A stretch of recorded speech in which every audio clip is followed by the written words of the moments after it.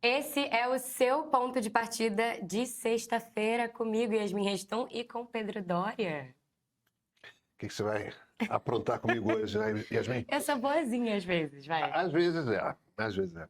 Para quem não está muito entendido de como funciona esse ponto de partida de sexta, eu te conto que é o seguinte: segunda e quarta, vocês têm que aturar o Pedro, dando a opinião dele, mais ou menos isso, tá? E aí, sexta-feira, vem a consequência do que você fala, que é Exatamente. justamente quando eu seleciono as opiniões, os comentários, as perguntas de vocês, que vocês mandam nos nossos canais, no Central Meio, no Ponto de Partida mesmo, no YouTube, seja lá onde for. E aí eu trago aqui pro Pedro e ele é obrigado a responder, correto? Sim, senhora. Tá preparado para as perguntas dos Não. meiers? Não? Não. Bom, mas eu vou começar mesmo assim. Vem com a gente.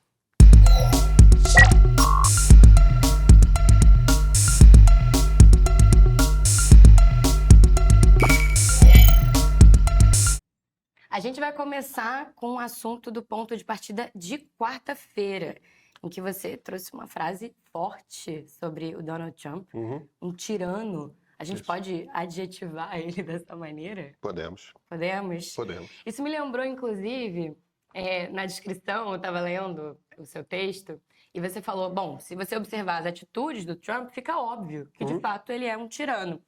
Quando você usou essa palavra, óbvio, isso me lembrou aquele filme O Poço, da Netflix. Eu não sei se você já assistiu. Eu não assisti, eu sei qual é. É um thriller psicológico, enfim, numa sociedade distópica lá, que tem dois personagens que, não é spoiler, mas que eles falam muito, eles usam muito essa palavra óbvio, porque eles querem evidenciar justamente o que tem de mais podre na sociedade, o que tem de mais vil na sociedade, está muito evidente. Então, para tudo ali, naquele momento de sobrevivência daquele filme, eles falam, é óbvio.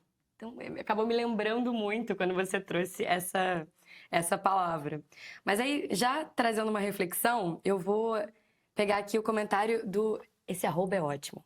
Brado retumbante. Muito bom. Ele falou o seguinte... Ó, hoje eu estava ouvindo o podcast de um dos jornalistas que eu escolhi como fonte de informação e análise, e ele falava a respeito do governo Trump e de como ele representava um dos vários elementos que marcam esse momento histórico de mudanças profundas no mundo. Então, em função da ascensão de líderes como Trump, o jornalista, que ele não diz quem é, disse que um dia ouviu alguém comentar o seguinte: o mundo tal qual nós conhecemos está ameaçado. Daí, o jornalista disse, ainda bem, né? O mundo tal qual nós conhecemos é um horror. Aí ele falou que riu sozinho no carro, não apenas pelo jeito que ele falou, mas porque ele tinha pensado a mesma coisa. E completou dizendo assim, o mundo realmente tá uma desgraça. E o surgimento de figuras como Donald Trump é apenas uma reação natural da sociedade. Você concorda, Pedro? Não, na verdade, eu discordo muito. Por quê? Eu entendo a ideia. Eu entendo essa ideia de ao mundo tão horror. Porque sempre tem coisa da qual a gente não gosta. E sempre tem injustiças. E tem sempre coisas que podiam estar melhor. Mas nós, os seres humanos, não chegamos ontem nesse mundo. A gente existe por aqui faz 300 mil anos. A gente sabe plantar faz 10 mil anos. 10.500 anos, por aí. A gente faz cidades e mora em cidades faz uns 5 mil anos. Certo? É mais ou menos também a época em que a gente escreve. E a gente conhece a nossa história. É claro que quando você vai muito no passado, ali para 5 mil anos atrás, 10 mil anos atrás, não tem muito detalhe, porque antes de 5 mil anos atrás muita coisa não era escrita, Sim. mas ainda assim você tem evidências arqueológicas, você tem exames muito detalhistas hoje em dia de fóssil humano. Então, a gente consegue pegar a ossada de gente que morreu séculos, milênios atrás e saber o que comiam, se tinham fome. Ou pelo menos fazer uma suposição. Não. Dá para ter uma boa precisão a respeito de dieta, a respeito... Yasmin, na Idade Média, as pessoas viviam 35 anos, 40. Você já não ia estar mais aqui, provavelmente. Eu já não ia estar aqui e você era uma senhora. Então não vem com esse sorrisinho de você já não estava aqui, mas você já era uma senhora com 10 ou 11 filhos, Meu Deus. entendeu? Que começou a ter com 12, 13 anos. Então não vem com esse... Guerras matavam como... Guerras eram bárbaras. Não tinha Convenção de Genebra, não tinha passeata, genocídio, não tinha... Crianças morriam. Por que as famílias tinham 10 filhos? Porque crianças morriam, mulheres viviam dando à luz. Era um parto por ano, um parto a cada um ano e tantos meses. Entendeu? E aí chegava um determinado parto em que morria a criança e morria a mulher. E um dos motivos de você ter muitos filhos era porque crianças morriam, então você queria que alguns sobrassem, né? Então, ser um casal e ter convivido com a morte de 1, 2 filhos, 3 filhos, era o normal da vida. A gente não tinha antibiótico, as pessoas eram analfabetas, fome era dado, tinha escravidão. O ponto que eu estou querendo fazer aqui, Yasmin, é um só. O mundo que a gente construiu a partir do final da Segunda Guerra Mundial é o melhor mundo no qual a humanidade já viveu. E se a gente fecha ainda mais o foco no período pós-1990, pós-queda da União Soviética, quando você teve um momento máximo de multilateralismo, as 3 nações, tudo mais, é o período em que você vê o maior enriquecimento jamais visto da sociedade humana e a maior quantidade de pessoas tiradas da miséria que já aconteceu. Você sabia que de 1990 para cá a gente tirou, nós, o mundo, tiramos mais de 1 bilhão de pessoas da miséria? Em 1990, tinha 1 bilhão de pessoas que passavam fome que hoje não passam. Hoje, a quantidade de pessoas que passam fome no mundo é uma coisa próxima de 600 milhões de pessoas. A gente tem nós estamos, se eu não me engano, algo próximo de 8 bilhões de pessoas. Eu não estou dizendo que 600 milhões de pessoas seja pouco, porque qualquer pessoa que passe fome é muito, mas nunca um percentual tão alto da sociedade humana viveu tão bem. Então, não, alguém que queira desmontar o mundo como funciona não está bom. E não está bom porque o mundo é o melhor mundo no qual nós já vivemos. Não quer dizer que a gente não possa melhorá-lo, e a gente pode. Mas a gente não tem que apagar esse mundo e criar outro. O que a gente tem que fazer é melhorar este mundo, porque este mundo é bom. Pedro, seguindo aqui, ainda falando do Trump, eu achei bem bacana esse paralelo histórico trazido por um dos nossos meios. O @ eu não sei se tem relação com você, mas é fã, F-A-N, do Pedro Senhor. Não sei se ele é seu fã ou é fã de outro Pedro, não entendi. Mas enfim. Ele fala assim, pergunta simples. Qual é a diferença entre o pré-Primeira Guerra Mundial para os dias de hoje? Dizem que o mundo se repete a cada 100 anos. Eu acho tão parecido com 1920. Acho que ele está querendo dizer o agora. Pós, né? O pós-Primeira Guerra. Porque em 1920 a Primeira Guerra termina em 18. A Segunda Guerra começa em 39. Ele tem razão. A gente está vivendo um período muito parecido, que é um período que os historiadores chamam de crise do liberalismo. Liberalismo aqui, liberalismo político, tá? Quer dizer, o Estado Democrático de Direito, a ideia de que todos somos iguais perante as leis, de que temos os mesmos direitos. Essas ideias da democracia liberal, elas entraram em crise depois da Primeira Guerra Mundial. Entraram em crise séria. E chegou-se à conclusão naquela época de que a democracia liberal tinha sido um experimento do século XIX, obviamente fracassado, e que precisávamos de regimes para o século XX, regimes modernos. Então, junto com a esteira do modernismo, as duas propostas de regimes modernos são à esquerda o comunismo, à direita o fascismo. O que aconteceu lá para se criar essa... Primeiro, a democracia era uma democracia bem diferente, é uma democracia oligárquica, que a gente chama, né? Não tinha sufrágio universal. A maior parte dos países, se você não fosse um homem branco com propriedade, você não votava. Mulher não votava, gente que não tinha propriedade não votava, Direitos analfabeto, muito reduzidos. Então, era democracia quando comparado com o passado, mas quando comparado com o que a gente vive hoje, não era. O que aconteceu ali? Principalmente Itália e Alemanha vivem uma transição do mundo agrário para o mundo industrial. E isso quer dizer que Milão, por exemplo, que era a cidade que estava mais se industrializando na Itália nesse momento, eu estou falando da Itália em particular porque é onde surge o fascismo, estava lotada de cortiços em que homens vinham do campo. Esses homens italianos que vinham do campo, eles vinham do campo para trabalhar nas fábricas.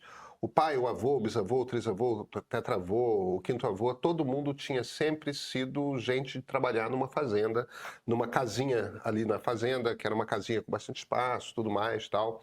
E você trabalhava ao ar livre. E de repente você vai para uma cidade com a sua família, com 6 filhos, mulher, se tranca num quarto de cortiço, tem rato andando, doença, porque toda a família morando nesse mesmo um quarto, em geral com banheiro compartilhado. Você não era empregado de uma fábrica, você tinha que chegar cedo na fábrica, entrar numa fila e a fábrica botava os 100 primeiros da fila para dentro. Se você não entrasse, você não ia receber pagamento aquele dia. Aí você ia ter que... Era uma vida muito punk. E eram 10 horas de trabalho, 12 horas de trabalho na fábrica. Não tinha legislação trabalhista, não tinha nenhum... Você tem uma crise ali de desesperança em relação ao futuro que está diretamente ligada a uma transformação radical da maneira como você produz dinheiro. Você produzia dinheiro no campo, você passa com agricultura, você passa a produzir dinheiro com fábrica, na era industrial. Isso dá um desmonte, um desarranjo na sociedade, principalmente para esses homens. E o fascismo é um tipo de extremismo com uma energia particularmente masculina. É coisa de homem, não é coisa de mulher. Porque o fascismo tem uma coisa da violência física, uma coisa da exibição de músculos, uma coisa ali do... O fascismo passa muito por um processo de você se exibir como homem. É uma coisa muito do culto à força, sabe? E a gente vive uma coisa muito parecida porque a gente, na verdade, está no final da era industrial. A gente está nos últimos suspiros da era industrial. A gente está novamente num momento em que o mundo está fazendo fortuna, fazendo dinheiro de uma maneira radicalmente diferente. A gente fazia com operário dentro de fábrica fazendo coisas. Hoje o que está dentro de fábrica é robô. E a produção de riqueza está no designer, no engenheiro que tem a ideia, que concebe o produto, né? Tanto que a Apple é a empresa mais valiosa do mundo e ela não fabrica nada. Ela terceiriza a fabricação. A fabricação é irrelevante. É importante ela conseguir quem faça o mais barato possível, mas se ela faz aqui ou ali, não é relevante. O que está na Apple, o que tem de trunfo da Apple é o design. Se você pensa para todas as grandes marcas, é produção intelectual, é software, entendeu? Que é código, é uma espécie de escrever. Um TikTok da vida, qual o valor do TikTok? É código.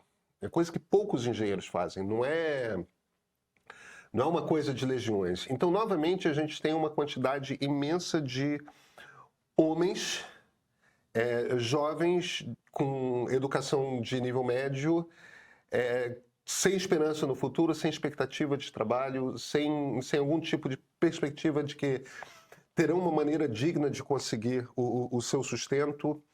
E quando você cria esse tipo de desesperança em homem jovem, você costuma trazer esse ressentimento do tipo, eu estou sendo passado para trás. Era bom para o meu pai, era bom para o meu avô, era bom para o meu bisavô. Na minha vez, não tem mais o que fazer.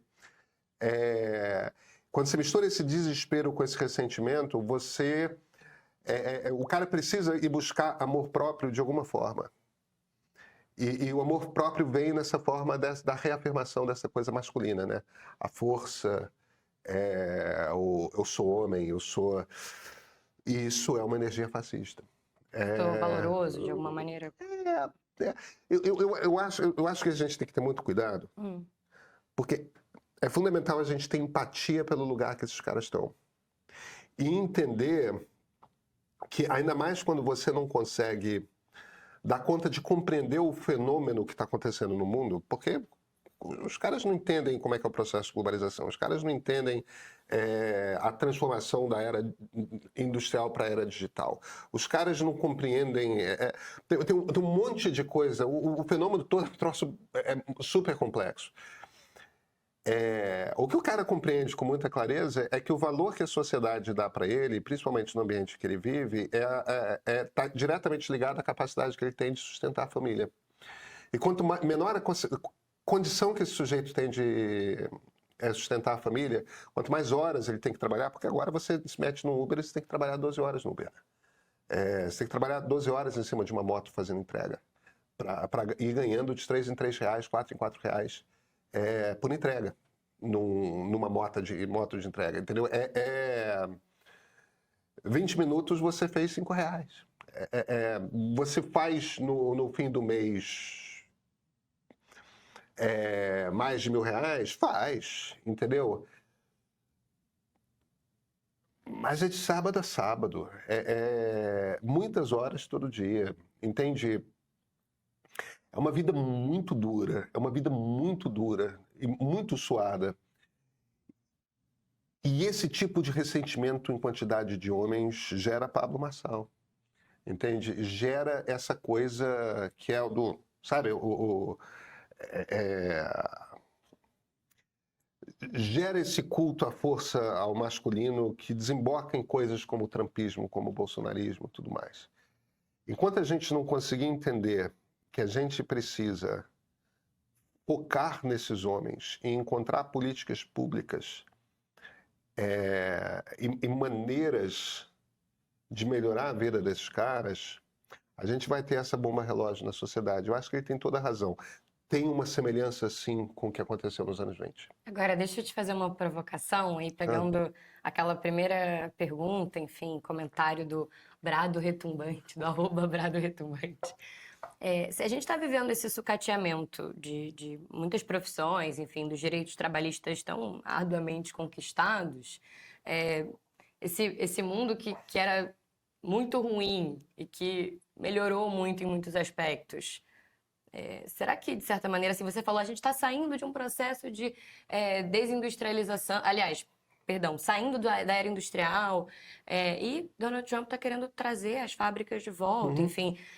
tem toda uma análise de que talvez, e você mesmo falou sobre isso no Central, de que os Estados Unidos estaria provavelmente caminhando para se isolar e o mundo vai continuar fazendo as trocas, os países vão continuar fazendo os intercâmbios ali comerciais e tal, entre si. Será que esse mundo não está caminhando para ser pior, assim, com esse sucateamento todo? Enfim, aí trazendo uma provocação feita pelo nosso colega Brado Retumbante, assim, que disse que o mundo tá um horror. O mundo não está um horror. Agora, o mundo não está perfeito. Veja, esses caras não passam fome, esses caras têm vacinas, esses caras têm antibióticos. Você entra numa farmácia popular e você pega o remédio que você precisar. Para uma gripe, para uma infecção que você tem, é de graça. Ele tem o SUS, ele tem ensino médio. a vida dele é muito melhor do que um servo medieval. Muito melhor, muito melhor. A vida dele é muito melhor do que a de quase todos os seres humanos que viveram. Agora, a vida dele é pior do que a vida do pai dele. E a coisa com a qual ele está comparando na cabeça dele não é com o servo medieval. Ele está comparando com o pai dele. E ele está certo em comparar com o pai dele. Então, eu não estou de forma alguma sugerindo que a gente não tem coisa para resolver, porque a gente tem coisa para resolver. E coisas para a gente resolver urgentemente. Eu só estou dizendo que não é verdade que o mundo está ruim. O mundo está muito melhor do que foi na maior parte das eras. Nos anos 90 talvez tenha... Não nos anos 90, nos anos 2000 talvez tenha sido melhor.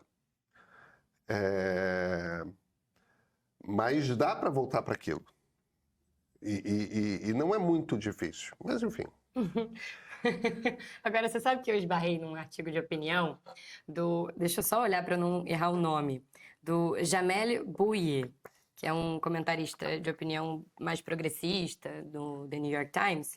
E o artigo dele chama América, um vocativo mesmo. Essa é uma velha e brutal tirania, falando do governo do Trump. E ele aborda a questão das deportações, enfim, a revelia da Suprema Corte Americana, enfim. E aí o Bowie, ainda fazendo esse paralelo histórico, ele fala de como essa situação de agora é muito dos americanos de agora, né, dessas deportações e dessas injustiças todas que ele coloca, é muito parecido com a situação dos negros americanos livres no sul dos Estados Unidos antes da Guerra Civil, porque eles tinham medo de ser perseguidos, feitos de escravos novamente, enfim, o que estava muito próximo para eles enquanto pai, avô, enfim, uma realidade muito próxima. E aí ele faz o seguinte paralelo, enfim, estou trazendo aqui para você mais para a gente debater, discutir, de que, na verdade, aquela insegurança que aqueles negros viviam, negros livres no sul dos Estados Unidos, americanos, viviam, na verdade era um reflexo de um Estado tirano da sociedade. E aí isso me lembrou também uma frase que, na verdade, não é nem nesse contexto, mas que é de uma autoridade, uma mulher que eu não vou lembrar o nome dela, que foi autoridade da OMS, da Organização Mundial da Saúde, durante a Covid. Enfim, a pandemia da Covid-19, que ela disse que enquanto todos não estiverem seguros, ninguém está. E eu fiquei, na minha cabeça, quando eu li esse artigo, eu fiquei traçando um paralelo com a questão da nossa democracia e da nossa, enfim, dos nossos direitos. E isso acabou vindo junto com um comentário de um Meyer, que eu não posso deixar de ler aqui. O @TheBearAndTheHare. Grandão o arroba dele. Ele diz o seguinte: Pedro, o que parece é que o sistema de freios e contrapesos dos Estados Unidos não é forte como deveria e como imaginávamos. Talvez seja mais fraco até do que o nosso. Não que o sistema brasileiro seja brilhante. Os anos Bolsonaro deixaram isso claro. Por exemplo, o Procurador-Geral de Justiça e os presidentes do Congresso são indivíduos com poderes demais, como vimos na prática. Mas acontece que a cultura dos Estados Unidos é como a do Reino Unido, baseada em costumes, tradição, confiança. E bastou aparecer um presidente disposto a romper com os costumes e a confiança, valores que os Estados Unidos cultivaram com orgulho por séculos, para que o sistema, em algumas semanas, desse sinais de que não suporta esse nível de estresse. A resposta institucional não chega. O judiciário é muito autocontido. E mesmo os poderes políticos, como a oposição democrata no Congresso e fora dele, simplesmente estão perdidos, não sabem como agir. Bastou um autocrata ser eleito, ou melhor, reeleito, para tal maior democracia do mundo mostrar que não é tão sólida assim. A democracia, por si só, é um sistema de governo frágil, Pedro? Ele faz uma provocação que é um assunto sobre o qual eu tenho pensado muito e eu não tenho... Eu não cheguei a uma conclusão ainda. Eu não sei ainda o que eu penso. Certo. A gente está usando os Estados Unidos de exemplo. Não, eu sei, mas eu acho muito interessante essa comparação do Brasil com os Estados Unidos. E sim, a democracia americana é muito autocontida. Ela vai com muita cautela e tem um respeito imenso por quem foi eleito pelo voto. Você vê, o juiz de Nova York, por exemplo, que ia condenar criminalmente o Trump, esperou para saber se ele ia ser eleito ou não para definir a sentença, né? A pena a qual ele seria submetido. Deixando claro que o cara acha que ele não tinha que aplicar uma pena grande se o cara estava eleito presidente dos Estados Unidos. Então, isso é uma coisa de autocontenção. Você vê... Enquanto que aqui, 2, 3 meses depois do Bolsonaro sair do governo, ele já estava considerado inelegível. E a gente tem um traço em que, no nosso sistema democrático, um ministro como Alexandre de Moraes, ele tem poder o suficiente para sair tomando decisões sozinho. A gente permite este poder, que é uma quantidade muito grande de poder, na mão de uma única pessoa. Não é só o Alexandre. Muitas pessoas, e não só na Suprema Corte, têm uma quantidade muito grande de poder nas mãos no Brasil e usam esse poder. Nos Estados Unidos, em geral, quem tem uma quantidade muito grande de poder nas mãos é muito autocontido.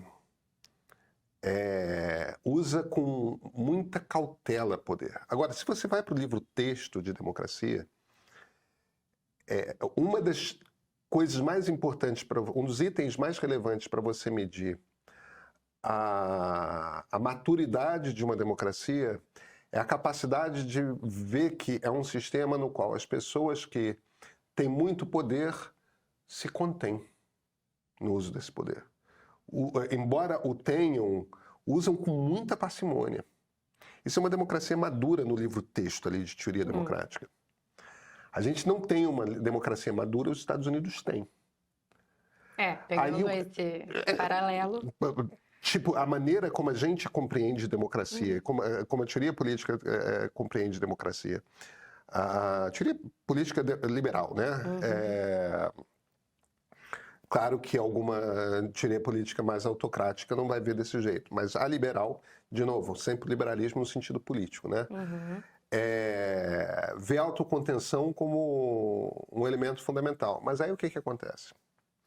Quando pinta um cara que não tem qualquer autocontenção, zero, como Donald Trump, e tá todo mundo se autocontendo, o Trump está usando o poder dele no máximo, o Trump está usando um poder que ele não tem, porque tem diversas ordens executivas que ele dá que são inconstitucionais, flagrantemente inconstitucionais. E aí vai um juiz de primeira instância e solta uma liminar. Entendeu? Aí Trump ignora. É quase um pai calmamente falando com a criança, não pode, meu filho, e ela continua. É exatamente isso. Então, a gente está numa situação em que, sim, o Brasil conseguiu resistir a um golpe de Estado. E conseguiu resistir em grande parte porque, principalmente naquele momento ali, em novembro, dezembro de 22, janeiro de 23... A gente tinha muita gente muito disposta a usar o seu poder ao máximo. E como essas pessoas estavam trabalhando pela democracia, impediu-se um golpe de Estado. E Jair Bolsonaro, tudo indica, vai ser condenado à prisão. Eu acho, Yasmin, que a gente tem que esperar um pouco para ver o que vai acontecer nos Estados Unidos, porque não está claro para mim que a democracia americana não foi capaz de derrubar o Trump, ou de neutralizar o Trump. Eu acho que o Trump está indo como um blitzkrieg, um bando de tanque de guerra alemão cruzando a fronteira da França e indo rapidamente até Paris, sem que dê tempo para Paris, para a França se organizar militarmente. Mas isso não quer dizer que a Segunda Guerra Mundial esteja perdida para os nazistas. O ponto que eu estou fazendo é, a gente começa a ver reação. Harvard decidiu que não vai acatar a intervenção federal.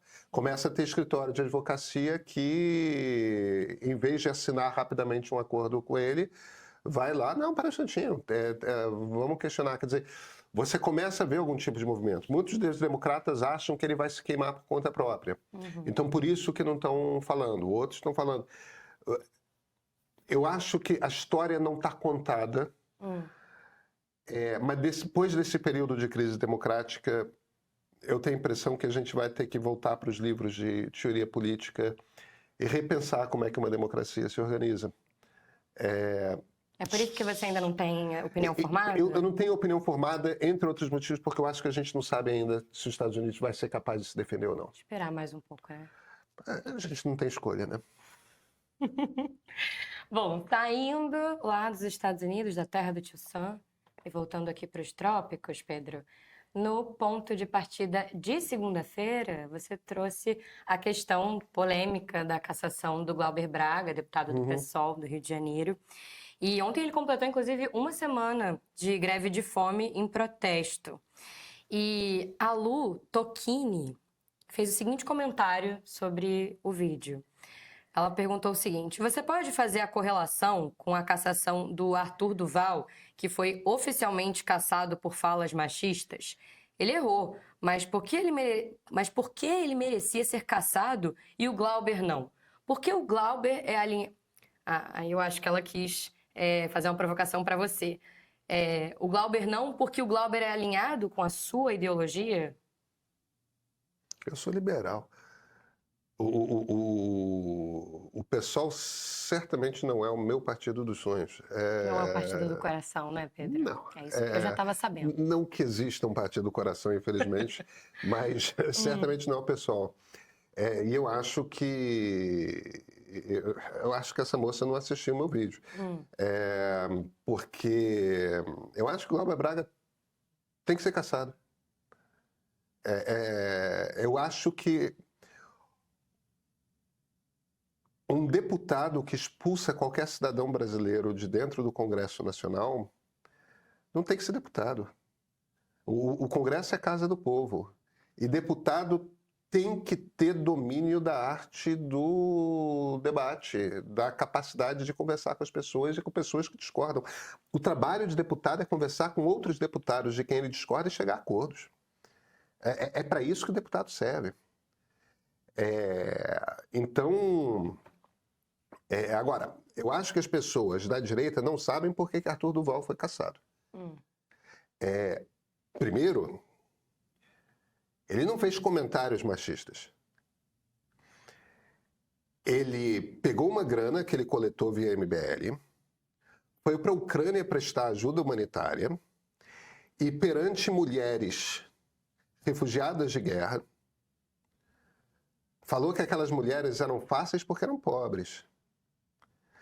Você olhar para pessoas que estão fugindo de uma guerra, que deixaram a sua casa, deixaram a sua família, não sabem se vão voltar, estão num país completamente estranho, não sabem qual é o seu futuro.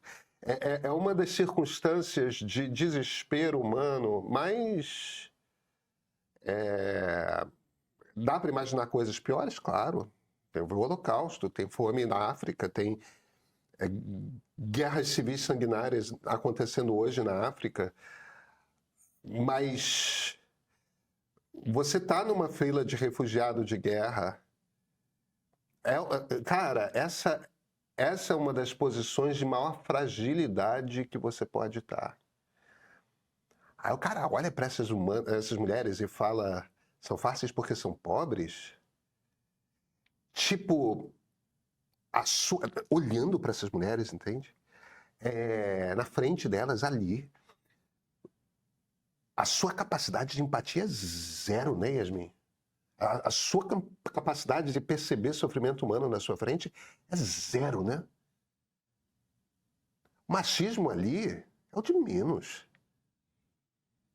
O cara foi fazer uma demagogia grotesca que ele foi fazer. Não, vou prestar ajuda humanitária. Você não foi prestar ajuda humanitária.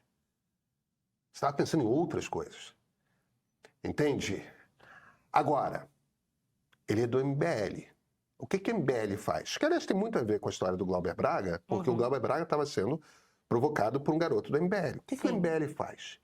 Provoca. O MBL provoca.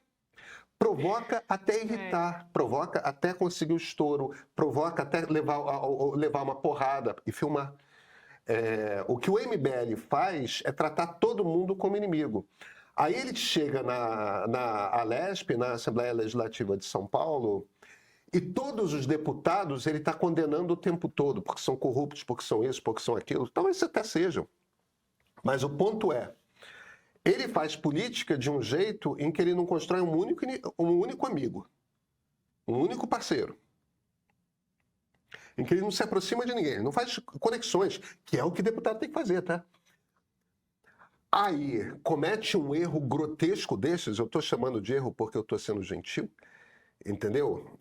Faz o que ele faz na Ucrânia, criou um ambiente em que a sociedade sentiu repulsa por ele. Por que a sociedade sentiu repulsa por ele? Repulsa é o que a gente tem por pessoas incapazes de sentir empatia perante o sofrimento humano. É um momento de sofrimento muito universal. Eu acho que qualquer pessoa consegue entender o que aquelas mulheres estavam passando. Mesmo não tendo sido refugiado, nunca tendo fugido de uma guerra, enfim. Mas dá para entender. Acho que é por isso que é tão fácil da gente se revoltar. Claro. Aí ele cria esse ambiente para ele e na Lespe ele trata todo mundo como objeto de caça o tempo todo. Ele não tinha nenhum parceiro. A Assembleia se fechou e botou ele para fora em 2 segundos. É por isso que ele foi caçado. Não é nem por causa do que ele fez, não. É porque ele deu de bandeja a desculpa para ser caçado para um bando de deputado que ele caçava o tempo todo, que ele denunciava o tempo todo. Ah, meu irmão. Então, o Arthur Duval foi caçado porque é um imbecil e foi caçado porque é mau político. A história do Glauber Braga ele foi caçado. O Glauber Braga, ele vai ser caçado porque ele denunciou Arthur Lira, se ele for caçado. Porque ele denunciou Arthur Lira com razão, por causa do problema das emendas, da exigência que o Supremo Tribunal faz de que as emendas, de que cada parlamentar informe quem assina cada emenda. Então, o problema da cassação do Glauber Braga de certa forma, ele é similar ao do Arthur Duval, que é o Glauber Braga, se for cassado, ele não vai ser cassado pelo motivo da cassação. Aquilo é motivo da cassação, expulsar qualquer cidadão do Congresso Nacional. Isso é motivo de cassação. Mas ele não vai ser cassado por isso. Ele vai ser cassado por vingança pessoal do Arthur Lira. Isso é um problema. Isso não é razão de cassação. Então existe uma profunda hipocrisia no Congresso. Como havia uma hipocrisia na Lespe. Entendeu? O Arthur Duval não foi cassado pelas declarações dele. Ele foi cassado porque ele tratava tudo quanto era deputado como inimigo. Então, existe essa similaridade. Agora, enfim, essa moça aí acha que ela não viu o vídeo. O Juliano Zappa, ele falou o seguinte no Instagram, comentando o post do Ponto de Partida. Pedro, pelo amor de Deus, você diz que justifica ele perder o cargo por ter expulsado o cara que estava perseguindo ele incessantemente por intermédio de agressão verbal. Só um minuto. Uma penalidade é plausível, mas a punição máxima é desproporcional e apoiar isso é descabido. Você concorda? Não. Você não bate, você como deputado federal, você não bate nas pessoas. Yasmin, a não ser que seja em legítima defesa, que não foi o caso. Que não foi o caso, eu acho absolutamente inconcebível qualquer ser humano bater em outro ser humano. Salvo legítima defesa. Entendeu? Estão batendo em você, você tem que se defender. Salvo isso, essa ideia é inconcebível. Eu nunca saí na porrada com ninguém. Colégio. Mas desde que eu entrei na adolescência, eu nunca saí, nunca precisei numa situação de legítima defesa. E já tive irritado com muita gente, já tive com raiva de muita gente, claro. Um adulto que não é capaz de se controlar é um adulto com problemas. Entendeu? Acho que o teu argumento é que, de fato, não só é um adulto com problemas, como é um adulto que não serve, vou colocar nessas palavras, para ser parlamentar. Não serve para ser parlamentar. É preciso, as pessoas precisam entender o que é ser parlamentar. Ser parlamentar é se entregar a uma vida em que o seu trabalho é diálogo. E é diálogo com as pessoas com quem você menos concorda. Este é o trabalho do parlamentar. E do jornalista também. Do jornalista também. E aí, cara, eu te digo mais. A minha surpresa desse negócio, eu acho muito chocante essa coisa de... esse negócio de machinho, sabe? De xingou minha mãe, vou bater. Ah, vai tomar banho, cara. Se fosse um deputado bolsonarista... que tivesse acontecido a mesma coisa. Um militante de esquerda irritando, provocando, que é o que o MBL faz. São umas pestes esses garotos. É coisa de moleque, entendeu? Nenhum deles é sério, essa turma do MBL. Mas ficam lá mesmo, irritando.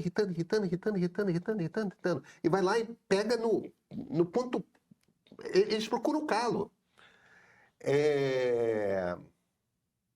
Eles cavam a situação de violência.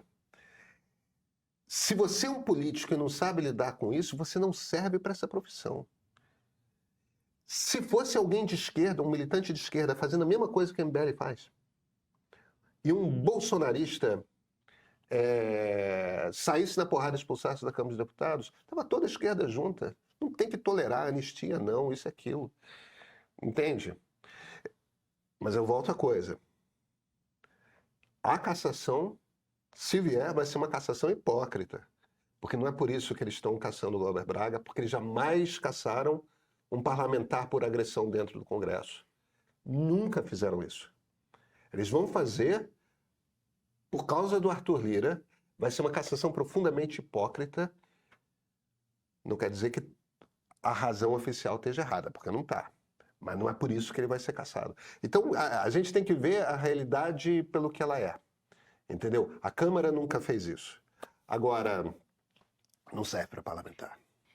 É curiosa essa relação que nós, como brasileiros, e olhando para o Congresso, que não deixa de ser um espelho da sociedade, que a gente tem com a violência. Isso até me lembrou a situação, enfim, vexatória, para não... enfim, não vou nem colocar outras palavras aqui, que aconteceu nas eleições municipais de São Paulo, com Datena quebrando cadeira e...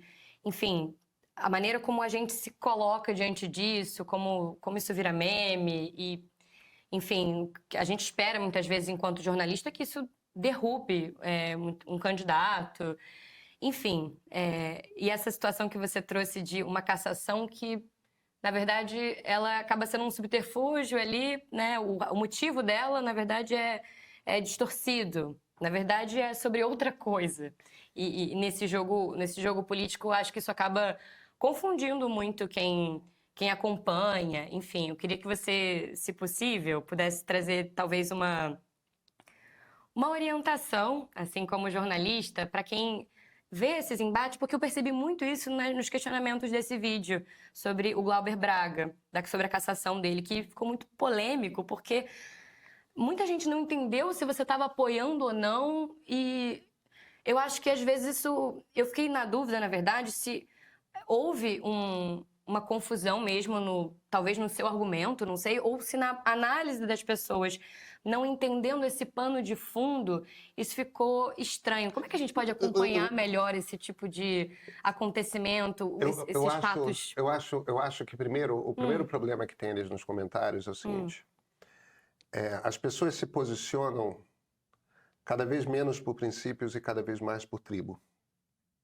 Eu sou de esquerda, eu vou defender a turma de esquerda. Não importa o que elas fazem. Eu sou de direita, eu vou defender a turma de direita. Não importa o que elas fazem. E segundo a Lu, você gosta do PSOL. E segundo a Lu, eu gosto do PSOL. Claro, porque como ela está vendo da direita, ela olha para mim, está do outro lado. Assim como a turma da esquerda, direitista furibundo. E tudo bem, tá tudo certo, não tem problema, podem achar o que quiserem. Eu acho que é uma questão de princípios. Violência é inadmissível. Ponto. Violência em sociedade inadmissível. Você não bate. Talvez na Idade Média fosse ok, quando... Não, tudo bem, mas a gente já passou pelo iluminismo, né? Eu acho que tem um princípio fundamental que é o seguinte, que é o princípio que ancora a democracia e que ancora o liberalismo, que é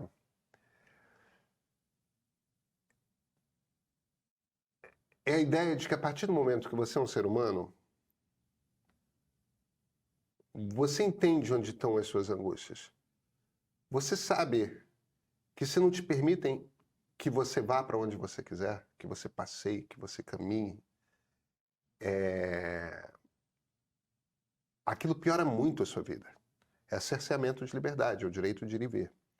Você sabe que se você tem fome, quanto mais fome você tem, menos você consegue pensar em qualquer outra coisa. Tem uma hora que você começa só a pensar na sua fome. Então, não pode ser tolerável que as pessoas tenham fome. Se alguém bate em você, você sabe que aquilo dói. E quanto mais as pessoas batem, mais o seu corpo fica exposto, maior a dor que você sente e chega um ponto que começa a pôr em risco a sua possibilidade de continuar vivendo. Então não se bate. Tem princípios que me parece que são princípios que são os princípios mais básicos pelos quais a gente tem que se nortear na vida. Entendeu? A gente não bate, a gente não deixa os outros passarem fome, a gente não tolhe a liberdade dos outros. Quase os axiomas ali da democracia. Mas é isso. A gente inventou um regime democrático para a gente garantir que nós vamos ser tratados da mesma forma que a gente vai tratar os outros. Entendeu? Que a gente consiga buscar uma sociedade que seja o melhor possível para a maior quantidade possível de pessoas. Então, esses são os princípios. Eles não são negociáveis. O ponto é esse. Eu não estou nem aí se a pessoa que decidiu partir para a violência é de esquerda ou de direita. Não pode. É cruzar uma linha inadmissível. É cruzar uma linha inadmissível. E se você é parlamentar, você não é um cidadão comum. Você não é um cidadão comum. Você tem que dar o exemplo. Você tem que andar mais na linha do que outras pessoas. As pessoas públicas têm que andar mais na linha do que outras pessoas. Yasmin, eu tenho que andar mais na linha do que outras pessoas. Entendeu? Porque se em algum momento eu for percebido como hipócrita, a minha credibilidade, que é a ferramenta que eu tenho, cai por terra. Então tem coisas que eu não posso fazer na rua. Não tem nem como você ir trabalhar em fábrica, porque as fábricas estão acabando, essa parte da industrialização, isso aí, só tem robô. Não vai sobrar nem isso para você, Pedro. Não vai. Então a coisa, para mim é muito claro o negócio do Glauber Braga. Ele cruzou uma linha que é inadmissível. Agora, como eu sou analista, o meu trabalho é explicar para as pessoas que não é isso que está mobilizando o movimento organizado para a cassação dele. Os deputados não estão nem aí para ele ter sido violento, expulsado um cidadão brasileiro de dentro do Congresso Nacional. Os deputados não estão nem aí. Os deputados querem extirpar um sujeito que está atrapalhando eles com orçamento secreto. Ou seja, quem quer acompanhar melhor e entender o que está por trás dos fatos, tem que acompanhar o meio. Só sobra isso. Eu acho que tem que acompanhar a imprensa, a gente faz parte da imprensa. Ai, que bonito, que gentil. Não é gentileza, é verdade. Obrigada, Pedro, pelo seu tempo. Obrigado a você. Bom feriado. Para nós. Para nós, por favor, né? E para vocês também. Muito obrigada por você ter chegado até aqui e até semana que vem. Até. Não é à toa que nós somos atacados pelos dois lados, tá? A gente não joga em cima do muro. O meio preza pela liberdade. Liberdade para discordar, para ouvir direita e esquerda, para pensar diferentemente em meio a essa calcificação da polarização. O meio é lugar de conversa, é onde você se informa sobre política, economia, cultura, tecnologia e atualidades, ouvindo diferentes pontos de vista de gente que trabalha com fatos, com números, com análises qualificadas. Temos streaming com filmes que, olha, não repetem o que está por aí e te fazem saber mais e pensar diferente. Nossa edição de sábado mergulha em debates atuais para você saber como opinar sem replicar discurso. O Meio Político é um conteúdo especial semanal para entender o cenário em Brasília e o que está rolando na política. Quem assina o Meio Premium Mais Cursos ainda tem acesso aos nossos cursos, com grandes nomes explicando política, história, inteligência artificial e muito mais. Vem conhecer o Meio Premium. Caso você não goste, o que eu duvido, o cancelamento é zero burocracia. Leia, assista, compreenda.